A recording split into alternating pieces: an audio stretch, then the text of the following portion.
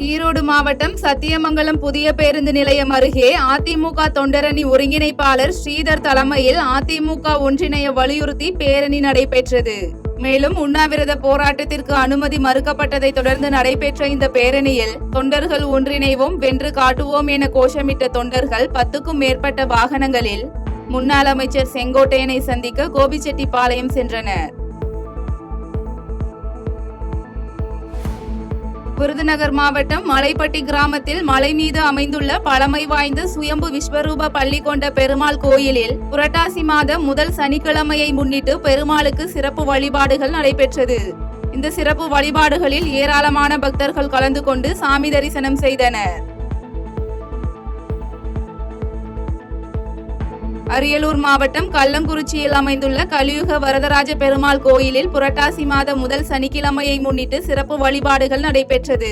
இந்த சிறப்பு வழிபாடுகளில் சேலம், திருச்சி, கடலூர், தஞ்சாவூர் உள்ளிட்ட மாவட்டங்களில் இருந்து ஏராளமான பக்தர்கள் கலந்து கொண்டு சாமி தரிசனம் செய்தனர்.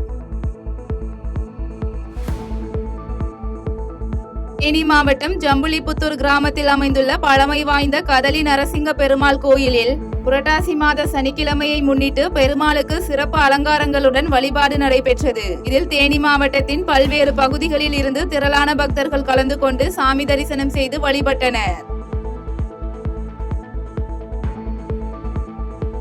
சென்னை புழல் விசாரணை சிறையில் இருந்த திருவண்ணாமலையைச் சேர்ந்த போக்சோ குற்றவாளி பெருமாள் என்பவர் நெஞ்சுவலி காரணமாக மருத்துவமனை கொண்டு செல்லும் வழியில் உயிரிழந்தார். இதுகுறித்த தகவலின் பேரில் புழல் போலீசார் வழக்கு பதிவு செய்து பெருமாளின் இறப்பு குறித்து விசாரணை மேற்கொண்டு வருகின்றனர். சேலம் மாவட்டம் ஓமலூர் பேரூராட்சியில் 2ஆம் கட்டமாக நடைபெற்ற உங்களுடன் ஸ்டாலின் திட்ட முகாமில் 14 துறைகளை சேர்ந்த அதிகாரிகள் கலந்து கொண்டு பொதுமக்களிடமிருந்து மனுக்களை பெற்றுக் கொண்டனர். இதில் மகளிர் உரிமை தொகை, முதியோர் உதவித்தொகை, பட்டா மாறுதல் மற்றும் இலவச வீட்டுமனை பட்டா கோரி அதிகபட்ச மனுக்கள் வந்திருந்த நிலையில் சில துறைகளுக்கு ஒரு மனுக்கள் கூட வரவில்லை என்பது குறிப்பிடத்தக்கது. திருவண்ணாமலை மாவட்டம் போலூர், தேவிகாபுரம், வடமாதிமங்கலம், களம்பூர் மற்றும் சேத்துப்பட்டு அதன் சுற்றுவட்டார பகுதிகளில் திடீரென 2 மணி நேரம் பெய்த மழையால் குளிர்ச்சியான சூழல் நிலவி வருகிறது. மேலும் கடந்த சில தினங்களாக வெயிலின் தாக்கம் அதிகமாக காணப்பட்ட நிலையில் இந்த மழையின் காரணமாக பொதுமக்கள் மற்றும் விவசாயிகள் மகிழ்ச்சி அடைந்துள்ளனர். திருநெல்வேலி மாவட்டம் திருவேங்கடநாதபுரம் வெங்கடாஜலபதி கோயிலில் புரட்டாசி மாத முதல் சனிக்கிழமையை முன்னிட்டு பெருமாளுக்கு சிறப்பு வழிபாடுகள் நடைபெற்றது. இதில் ஆயிரக்கணக்கான பக்தர்கள் கலந்து கொண்டு நீண்ட வரிசையில் காத்திருந்து சாமி தரிசனம் செய்தனர். கிருஷ்ணகிரி மாவட்டம் கேஆர்பி அணையில் இருந்து வினாடிக்கு 2985 கன அடி நீர் தென்பெண்ணை ஆற்றிற்கு திறக்கப்பட்டுள்ளதால் 2வது நாளாக வெள்ள அபாய எச்சரிக்கை விடுக்கப்பட்டுள்ளது. இதனைத் தொடர்ந்து தென்பெண்ணை ஆற்றின் கரையோர மக்கள் பாதுகாப்பாக இருக்க வலியுறுத்தி மாவட்ட நிர்வாகம் சார்பில் அறிவுறுத்தப்பட்டுள்ளது. செங்கல்பட்டு மாவட்டம் கோவளம் கடற்கரையில் பிரதமர் நரேந்திர மோடியின் பிறந்த நாளை தொடர்ந்து பாஜக சார்பில் அக்டோபர் 2 வரை தூய்மை பாரத திட்டத்தின் கீழ் தூய்மை பணி மேற்கொள்ளப்பட்டது. மேலும் தெற்கு பாஜக மாவட்ட தலைவர் டாக்டர் பிரவீன்குமார் தலைமையில் நடைபெற்ற இந்த நிகழ்ச்சியில் சிறப்பு அழைப்பாளர்களாக பாஜக தமிழக மேலிட பார்வையாளர் அரவிந்த் மேனன், பாஜக பொறுப்பாளர் வினோத் பி செல்வம் ஆகியோர் கலந்து கொண்டு கடற்கரை ஓரங்களில் உள்ள குப்பைகளை தூய்மைப்படுத்தும் பணியில் ஈடுபட்டனர்.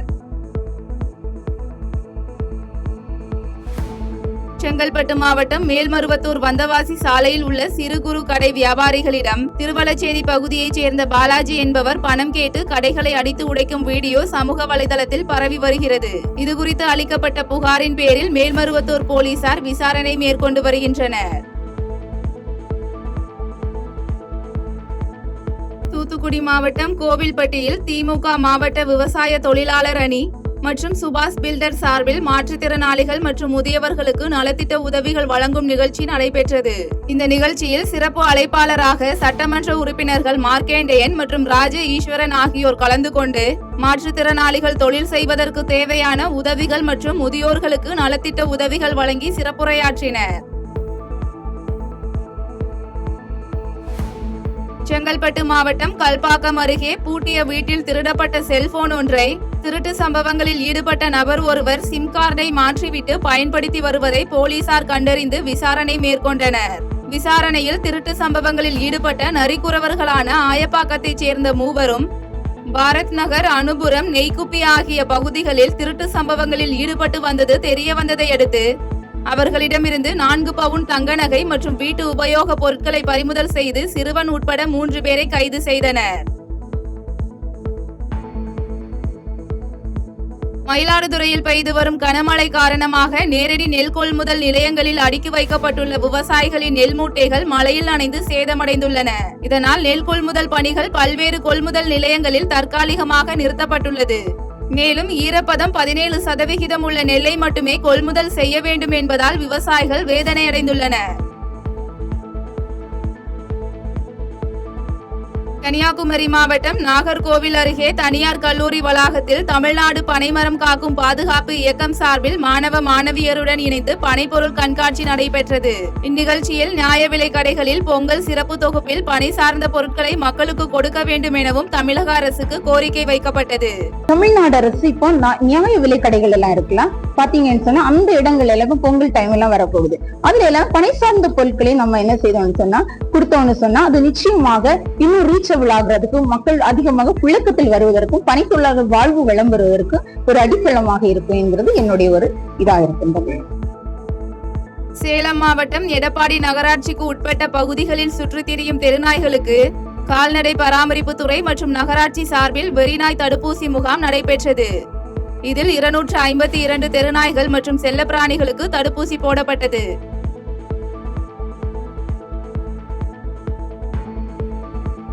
திருநெல்வேலி மாவட்டம் வெள்ளாளன்குளம் பகுதியைச் சேர்ந்த செல்லப்பா என்பவருக்கு சொந்தமான கிணற்றை ஆழப்படுத்தும் பணியில் 7 தொழிலாளர்கள் ஈடுபட்டிருந்த போது 4 தொழிலாளர்கள் ரோப் மூலம் மேலே வந்தனர். அப்போது மற்ற மூவர் லிப்டில் மேலே வர முயற்சித்த போது லிப்டில் கட்டப்பட்டிருந்த கயிறு அறுந்ததில் அவர்கள் 3 பேரும் கிணற்றுக்குள் தவறி விழுந்து காயமடைந்தனர். பின்னர் இதுகுறித்து தகவல் அறிந்து வந்த தீயணைப்பு துறையினர் பத்திரமாக 3 பேரையும் மீட்டு மருத்துவமனைக்கு அனுப்பி வைத்தனர்.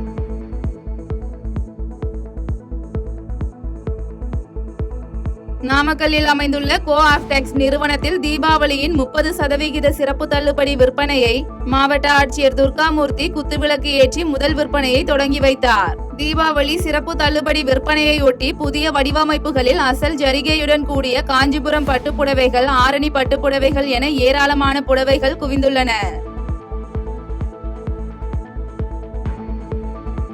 விருதுநகர் மாவட்டம் ராஜபாளையத்தில் கடந்த மாதம் 17ஆம் தேதி அரசு பேருந்தில் சென்று கொண்டிருந்த பெண்ணாசிரியரிடம் பையில் வைத்திருந்த 6 பவுன் தங்கச்சங்கிலியை மர்ம கும்பல் ஒன்று திருடி சென்றுள்ளது. இதுகுறித்து போலீசார் வழக்கு பதிவு செய்து குற்றவாளிகளை தேடி வந்த நிலையில் திருட்டு சம்பவத்தில் ஈடுபட்ட நெல்லை மாவட்டம் சிவஞானபுரம் கிராமத்தைச் சேர்ந்த 5 பேர் கொண்ட கும்பலை போலீசார் கைது செய்தனர். செய்திகளை உடனுக்குடன் தெரிந்து கொள்ள கீழ்கண்ட கேபிள் மற்றும் டிடிஎச் நெட்வொர்க்குகளில் எம்நாடு செய்தி தொலைக்காட்சியை காணுங்கள். பாதகம் செய்பவரை கண்டால் நாம் பயம் கொள்ளலாகாது பாப்பா. மோதி மிதித்துவிடு பாப்பா, அவர் முகத்தில் உமிழ்ந்துவிடு பாப்பா. அண்மை செய்திகளை உடனுக்குடன் தெரிந்து கொள்ள இணைந்திருங்கள் எம்நாடு தொலைக்காட்சியுடன்.